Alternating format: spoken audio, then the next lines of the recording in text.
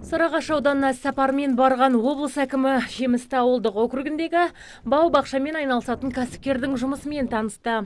2009 жылы құрылған серіктестік 2015 жылдан бастап қарқынды бау егуді қолға алған. Бүгінде қожалық иелігіндегі 36 гектар жерге тамшылатып суару әдісімен алманың 15-ке жуық түрі егіліпті.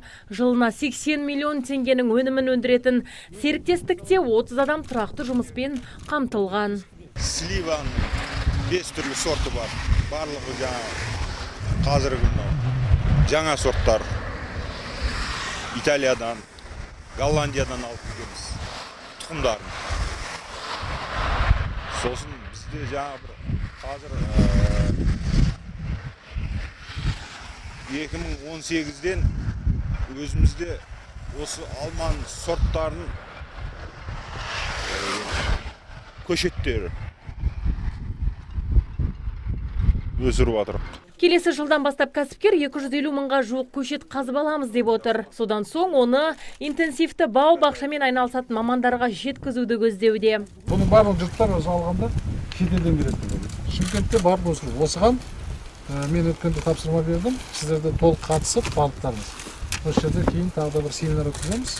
Барлық күш салып осыны дәндерін келесі жылға егуі көбейтіңіздер. Енді осы жаңғақтың түрлерін бау-бақшада егу қажет. Оны өсіруге ауданның табиғи климаттық жағдайы да қолайлы дейді облыс әкімі. Сондай-ақ ол жауаптыларға мемлекет тарапынан берілетін субсидия мен түрлі несиелік жеңілдіктерді тиімді пайдалануды тапсырды. Содан соң Жансейіт Қансейітұлы жоспарға сәйкес 2,5 гектар аумақта орналасқан ауыл шаруашылық өнімдерін сақтау қоймасы және көкөніс өнімдерін консервілеу цехының жұмысымен танысты. Бұл жерде холодильник комплекстен бөлек жеміс-жидектерді өңдеу цехы болады. Өйткені бұл без отходный производство болады. Егер де ол бұзылайын деп жатса, біз оны сушить етемізді, сушить етеміз. Бұл проектті біз бір жыл бұрын бастағанбыз, 2016 жылы. Сарыағаш қаласының әкімдігінің қолдауымен және де осы кәсіпкерлік көмектесуімен бастап осы жерді алып, қазір 2,5 гектар жерді. Келісіміміз бойынша бір жылдың ішінде бітіру керек. Осылайша кәсіпкерлер жаңа инновациялық инвестициялық жобаның ерекшеліктерін атап өтті.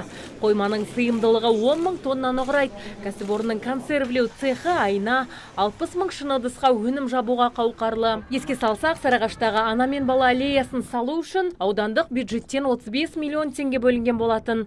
Жансейіт Қансейітұлы отбасы құндылықтарын дәріптейтін жаңа нысанда тұрғындармен кездесіп өзара пікір алмасты. Ал әжелер ансамблі ән шашуында жолдады. Сыйладың сені маған, даланың әр гүлін, сыйладың сені маған. Өңір басшысы 2000 жылы қаланған сүт өндірумен айналысатын серіктестіктің жұмысына оң бағасын берді. Өйткені мұндағы шаруалар жайылымның аз болғанына қарамастан мал басын көбейтіп, қайта өңдеу ісінде жандандырып отыр.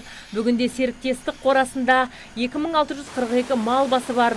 Озық технологияны кеңінен қолдана бастаған мекемеде жылына 720 тонна шамасында сүт өнімдерін дайындайды. Азиза Майдар, Айдос Тұрған, ТВК телеарнасының жаңалықтар қызметі.